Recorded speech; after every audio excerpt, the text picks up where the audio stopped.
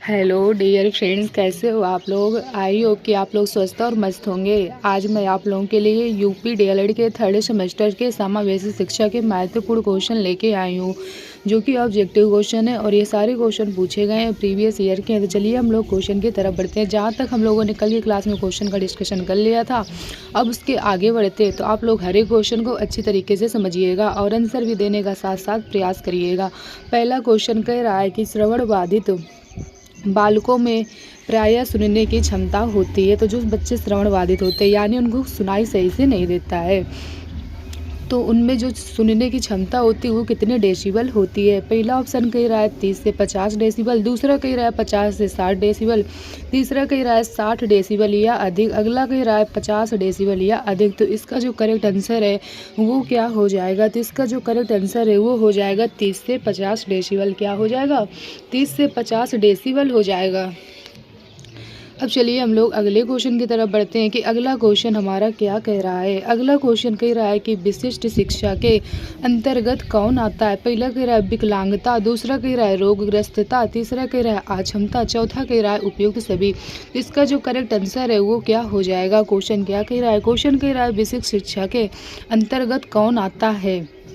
तो इसका जो करेक्ट आंसर है वो हो जाएगा उपयुक्त सभी। क्या हो जाएगा, उपयुक्त सभी हो जाएगा। अब चलिए हम लोग अगले क्वेश्चन की तरफ बढ़ते हैं कि अगला क्वेश्चन क्या कह रहा है।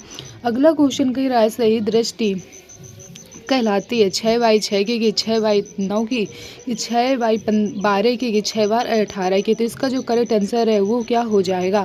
सही दृष्टि दोस्त कितनी होती है, 6/6 की होती है, ये आपको याद रखना है। अब अगले क्वेश्चन की तरफ बढ़ते हैं कि अगला क्वेश्चन क्या कह रहा है। अगला क्वेश्चन कह रहा है शैक्षिक समावेशन से तात्पर्य है। तो शैक्षिक समावेशन से क्या तात्पर्य है। पहला कह रहा है पिछड़े बच्चों को शिक्षा प्रदान करना, दूसरा कह रहा है विकलांग बच्चों को शिक्षा से जोड़ना, अगला कह रहा है सभी बच्चों को शिक्षा प्रक्रिया से जोड़ना, अगला कह रहा है बच्चों में शैक्षिक समझ बढ़ाना। तो इसका जो करेक्ट आंसर है वो हमारा थर्ड नंबर हो जाएगा। क्या हो जाएगा, सभी बच्चों को शिक्षा प्रक्रिया से जोड़ना। ठीक, अब अगले क्वेश्चन की तरफ बढ़ते हैं कि अगला क्वेश्चन क्या कह रहा है। अगला क्वेश्चन कह रहा है भाटिया बैटरी में कुल कितने क्वेश्चन क्या कह रहा है, क्वेश्चन कह रहा है भाटिया बैटरी में कुल कितने उप परीक्षण हैं। पहला कह रहा है 2, अगला कह रहा है 3, अगला कह रहा है 5, अगला कह रहा है 7। तो इसका जो करेक्ट आंसर है वो कितना हो जाएगा, 5 हो जाएगा। कितना हो जाएगा, 5 हो जाएगा। अब चलिए अगले क्वेश्चन की तरफ बढ़ते हैं कि अगला क्वेश्चन क्या कह रहा है। अगला क्वेश्चन कह रहा है क्रमिक विकास के सिद्धांत के प्रतिपादक हैं। पहला कह रहा है किंग एवं थॉर्नडाइक, दूसरा कह रहा है स्किनर, तीसरा कह रहा है नन, चौथा कह रहा है अरस्तु। तो इसका जो करेक्ट आंसर है वो क्या हो जाएगा। तो इसका जो करेक्ट आंसर है वो हो जाएगा किंग एवं थॉर्नडाइक। क्या हो जाएगा, किंग एवं थॉर्नडाइक हो जाएगा। अब चलिए अगले क्वेश्चन की तरफ बढ़ते हैं। अगला क्वेश्चन कह रहा है अधिक तनाव का काल है। क्वेश्चन क्या कह रहा है, क्वेश्चन कह रहा है अधिक तनाव का काल है। पहला कह रहा है शैशवावस्था, अगला कह रहा है किशोरावस्था, अगला कह रहा है बाल्यावस्था, अगला कह रहा है प्रौढ़ावस्था। तो इसका जो करेक्ट आंसर है वो क्या हो जाएगा। तो इसका जो करेक्ट आंसर है वो हमारा दूसरा नंबर हो जाएगा। क्या हो जाएगा, किशोरावस्था हो जाएगा। ये आपको याद रखना है। ये कैसी अवस्था होती है, अधिक तनाव की अवस्था होती है। इसे क्या कहा जाता है, आंधी तूफान की अवस्था के नाम से भी इसको जाना जाता है।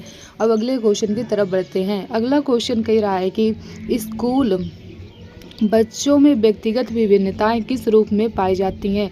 तो चलिए इसके बारे में समझते हैं। इसका जो करेक्ट आंसर है वो क्या हो जाएगा। पहला कह रहा है शारीरिक, दूसरा कह रहा है मानसिक, तीसरा कह रहा है रुचि, अगला कह रहा है उपयुक्त सभी। तो इसका जो करेक्ट आंसर है वो क्या हो जाएगा। तो इसका जो करेक्ट आंसर है वो हो जाएगा उपयुक्त सभी।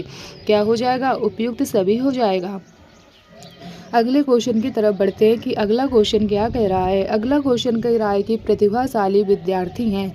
पहला कह रहा है जो अभिसारी चिंतन करते हैं, जो अपसारी चिंतन करते हैं, जो बहिर्मुखी होते हैं, या फिर जो बहुत परिश्रमी होती हैं।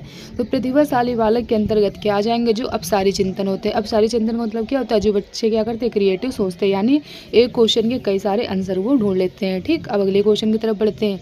अगला क्वेश्चन हमारा क्या कह रहा है। अगला क्वेश्चन कह रहा है कि निम्न में कौन सृजनात्मकता से संबंधित नहीं है। इसमें आपसे नए के बारे में पूछा गया है। पहला कह रहा है मौलिकता, दूसरा कह रहा है प्रवाह, तीसरा कह रहा है मितव्ययिता, चौथा कह रहा है उपयोगिता।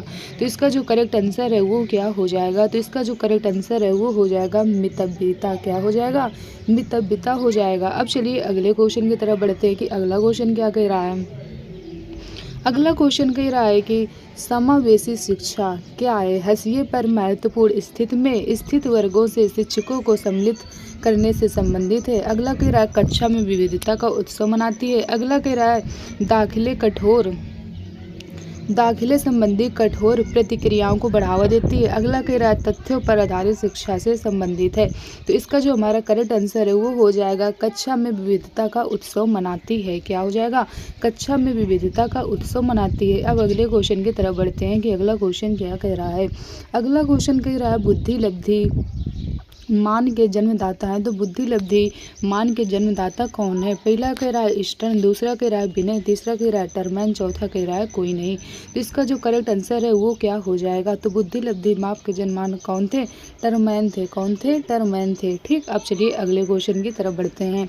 अगला क्वेश्चन कह रहा है कि जड़ बुद्धि वाले बालक की बुद्धि लब्धि कितनी होती है? पहला कह रहा है 110 से 120, दूसरा कह रहा है 81 से 110, तीसरा कह रहा है 71 से 80, अगला कह रहा है 71 से कम।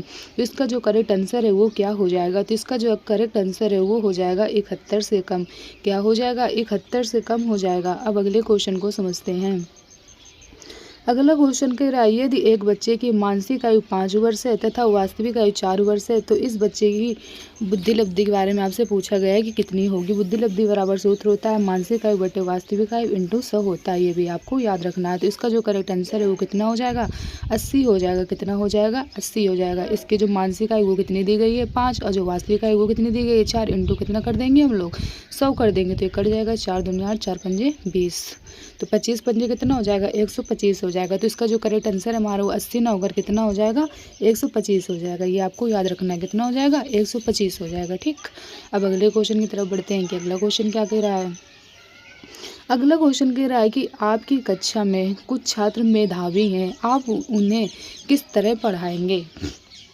पहला कह रहा है कक्षा के साथ, दूसरा कह रहा है उच्च कक्षा के साथ, अगला कह रहा है समृद्धिकरण कार्यक्रमों के द्वारा, अगला कह रहा है जब वे चाहें। तो इसका जो करेक्ट आंसर है वो हो जाएगा समृद्धिकरण कार्यक्रमों के द्वारा। ठीक, अब अगले क्वेश्चन को समझते हैं। अगला क्वेश्चन कह रहा है कि मनोविज्ञान उत्तर प्रदेश इलाहाबाद की स्थापना कब हुई थी? पहला कह रहा है 1905 में, दूसरा कह रहा है 1930 में, अगला कह रहा है 1954 में, अगला कह रहा है 1962 में। तो इसका जो करेक्ट आंसर है वो हो जाएगा 1954 में। कितना हो जाएगा? 1954 में हो जाएगा। अब अगले क्वेश्चन की तरफ बढ़ते हैं कि अगला क्वेश्चन क्या कह रहा है। अगला क्वेश्चन कह रहा है प्रगतिशील शिक्षा के संदर्भ में निम्नलिखित में से कौन सा कथन जॉन ड्यूवी के अनुसार समुचित है? पहला कह रहा है कक्षा में विद्यार्थियों का निरीक्षण करना चाहिए, न कि सुनना चाहिए, अगला कह रहा है मारना चाहिए, अगला कह रहा है विद्यार्थियों को स्वयं ही सामाजिक समस्याओं को सुलझाने में सक्षम होना चाहिए, अगला कह रहा है उपयुक्त सभी। तो इसका जो करेक्ट आंसर है वो क्या हो जाएगा? तो इसका जो करेक्ट आंसर है वो हमारा सा नंबर हो जाएगा। क्या हो जाएगा? विद्यार्थियों को स्वयं में सामाजिक समस्याओं को सुलझाने में क्या होना चाहिए? सक्षम होना चाहिए। अब अगले क्वेश्चन की तरफ बढ़ते हैं कि अगला क्वेश्चन क्या कह रहा है। अगला क्वेश्चन कह रहा है अभिप्रेरणा की व्याख्या जन्मजात मूल प्रवृत्तियों के आधार पर की जा सकती है, ऐसा किस मनोवैज्ञानिक ने कहा था? पहला कह रहा है मैकडोगल ने, दूसरा कह रहा है स्किनर ने, तीसरा कह रहा है नन ने, चौथा कह रहा है फ्रायर ने। तो इसका जो करेक्ट आंसर है वो हो जाएगा मैकडोगल। क्या हो जाएगा? मैकडोगल हो जाएगा। अब अगले क्वेश्चन की तरफ बढ़ते हैं कि अगला क्वेश्चन क्या कह रहा है। अगला क्वेश्चन कह रहा है निम्न में से कौन सा जन्मजात प्रेरक नहीं है? पहला कह रहा है भूख, दूसरा कह रहा है प्यास, तीसरा कह रहा है आदत, चौथा कह रहा है नींद। तो इसका जो करेक्ट आंसर है वो हमारा क्या हो जाएगा? आदत हो जाएगा। ये जन्मजात प्रेरक नहीं है। अब अगले क्वेश्चन को समझते हैं। अगला क्वेश्चन कह रहा है वे कौन से बाएं कारक हैं जो एक बालक को कक्षा में रुचि लेने से रोकते हैं? पहला कह रहा है भावना और मनोभाव, दूसरा कह रहा है संस्कृति और प्रशिक्षण, अगला कह रहा है बालक का दृष्टिकोण, अगला कह रहा है लक्ष्य और प्रयोजन। तो इसका जो करेक्ट आंसर है वो हो जाएगा संस्कृति और प्रशिक्षण। क्या हो जाएगा? संस्कृति और प्रशिक्षण हो जाएगा। अगले क्वेश्चन को समझते हैं। अगला क्वेश्चन कह रहा है जन्म के समय चोट या भ्रूण क्षति की वजह से आई मानसिक मंदता कहलाती है। तो जन्म के समय चोट या भ्रूण क्षति की वजह से आई मानसिक मंदता क्या कहलाती है? पहला कह रहा है जैविक मंदता, दूसरा कह रहा है पारिवारिक मंदता, तीसरा कह रहा है आकस्मिक मंदता, अगला कह रहा है चिकित्सा मंदता। तो इसका जो करेक्ट आंसर है वो क्या हो जाएगा? जैविक मंदता हो जाएगी कि पारिवारिक मंदता हो जाएगी कि आकस्मिक मंदता हो जाएगी कि चिकित्सा मंदता हो जाएगी? तो इसका जो करेक्ट आंसर है वो हमारा फर्स्ट नंबर हो जाएगा। क्या हो जाएगा? जैविक मंदता हो जाएगी। अब अगले क्वेश्चन की तरफ बढ़ते हैं। अगला क्वेश्चन क्या कह रहा है? अगला क्वेश्चन कह रहा है पिछड़े बालक वे हैं कौन से होते हैं जिनके सीखने की गति धीमी है, या फिर जिनकी बुद्धि लब्धि स्तर 80 से 90 के बीच है, या फिर मानसिक रूप से अस्वस्थ और असमायोजित हो, या फिर उपयुक्त सभी? तो इसका जो करेक्ट आंसर है वो हो जाएगा उपयुक्त सभी। क्या हो जाएगा? उपयुक्त सभी हो जाएगा। अब अगले क्वेश्चन की तरफ बढ़ते हैं। अगला क्वेश्चन कह रहा है श्रवण बाधिता की शिक्षा के लिए उपयोगी है। तो क्या है? पहला कह रहा है चित्र, दूसरा कह रहा है मॉडल, तीसरा कह रहा है मानचित्र, अगला कह रहा है उपयुक्त सभी। तो इसका जो करेक्ट आंसर है वो हो जाएगा उपयुक्त सभी। क्या हो जाएगा? उपयुक्त सभी हो जाएगा। अगला क्वेश्चन कह रहा है विशिष्ट शिक्षा संबंधित है मेधावी विद्यार्थियों के लिए शिक्षा से, अगला कह रहा है कम योग्य विद्यार्थियों के लिए शैक्षिक कार्यक्रम से, अगला कह रहा है अध्यापकों के लिए प्रशिक्षण कार्यक्रम से, अगला कह रहा है पिछड़ी बुद्धि के विद्यार्थियों के लिए प्रशिक्षण कार्यक्रम में। तो इसका जो करेक्ट आंसर है वो हो जाएगा बी नंबर। क्या हो जाएगा? सेकंड नंबर हो जाएगा। क्या कह रहा है? कम योग्य विद्यार्थियों के लिए शैक्षिक कार्यक्रम। ठीक, अब अगले क्वेश्चन को समझते हैं। अगला क्वेश्चन कह रहा है कि समस्या के अर्थ को जानने की योग्यता वातावरण के दोषों, कमियों एवं रिक्तियों के प्रति सजगता है, ये विशेषता है तो किसकी है? पहला कह रहा है प्रतिभाशाली बालकों की, अगला कह रहा है सामान्य बालकों की, अगला कह रहा है सृजनशील बालकों की, अगला कह रहा है सभी बालकों की। तो इसका जो करेक्ट आंसर है वो हो जाएगा सृजनशील बालकों की। क्या हो जाएगा? सृजनशील बालकों की हो जाएगा। अब अगले क्वेश्चन की तरफ बढ़ते हैं कि अगला क्वेश्चन क्या कह रहा है। अगला क्वेश्चन कह रहा है प्रतिभाशाली बच्चों के संबंध में किसका कथन है कि जो समान बुद्धि से श्रेष्ठ प्रतीत हों, या उन दोनों में जितना अधिक बुद्धि लब्धि से संबंधित होना जरूरी नहीं, अति विशिष्ट योग्यताएं रखता हो, तो क्या कहलाता है? प्रेम पारीचा, या फिर काल्पनिक, या फिर अब्दुल राउफ, या फिर कोई नहीं? तो इसका जो करेक्ट आंसर है वो हो जाएगा प्रेम पारीचा। क्या हो जाएगा? प्रेम पारीचा हो जाएगा। अब अगले क्वेश्चन की तरफ बढ़ते हैं। अगला क्वेश्चन कह रहा है बुद्धि लब्धि का सूत्र है। तो इसका जो सूत्र है वो क्या होता है? मानसिक आयु बटे वास्तविक आयु इंटू 100, या फिर वास्तविक आयु अपॉन मानसिक आयु इंटू 100, या फिर कह रहा है दोनों, या फिर इनमें से कोई नहीं। तो इसका जो करेक्ट आंसर है वो हमारा फर्स्ट नंबर हो जाएगा। क्या हो जाएगा? मानसिक आयु बटे वास्तविक आयु इंटू 100 हो जाएगा। अब अगले क्वेश्चन की तरफ बढ़ते हैं कि अगला क्वेश्चन क्या कह रहा है। अगला क्वेश्चन कह रहा है बाधितों के लिए संप्रेषण तकनीक है। पहला कह रहा है चिन्ह भाषा का प्रयोग, अगला कह रहा है ओष्ठ पठन, अगला कह रहा है सांकेतिक भाषा, अगला कह रहा है उपयुक्त सभी। तो इसका जो करेक्ट आंसर है वो हो जाएगा सांकेतिक भाषा। जिन बच्चों को बोलने में मतलब कि क्या कहा गया बाधितों के लिए, जिन लोगों को क्या होता है, जिन लोगों को मतलब क्वेश्चन कह रहा है बाधितों के लिए संप्रेषण तकनीक है, तो बाधित लोगों के लिए जो संप्रेषण तकनीक है वो क्या है?